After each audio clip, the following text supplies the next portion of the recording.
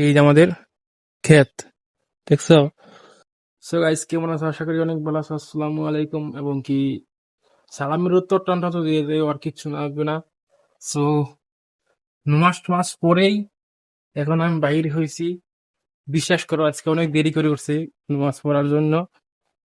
আসলে দিন একাই উঠি, আজকে আমাকে ডাক দিতে হচ্ছে। তো ওই ডাক দেওয়া হচ্ছে কি করে জানো?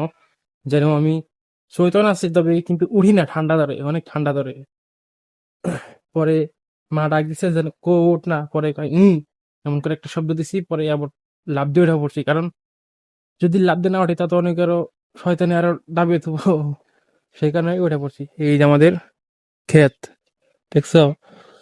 ক্ষেতের কি অবস্থা, বাপরে বা, একবারে শেষ অবস্থা নাকি ক্ষেতের।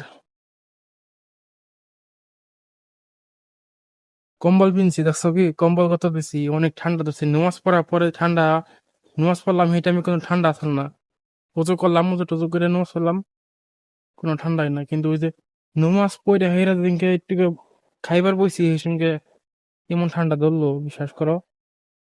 মাশাল্লাহ, বাগুন ধরছে, দেখা ওই যে বাগুন আমাদের ধরছে, সব মাশাল্লাহ। আর ওই যে বাগান, সুন্দর, খারাপ না। খাওয়ার জো আর কি হইছে, তাই না? এই যে একটা দেখছাও, এই যে মাশাল্লাহ, যাক ভালোই হয়েছে, যথেষ্ট। সো ভিডিওটা কেমন হয়েছে তো তোমরা একটু প্লিজ কমেন্ট করে জানাবে। আর হ্যাঁ, আজকের মতন বিদায় নিচ্ছি, দেখা হবে কোনো নতুন ভিডিওর সাথে। আসসালামু আলাইকুম, টাটা।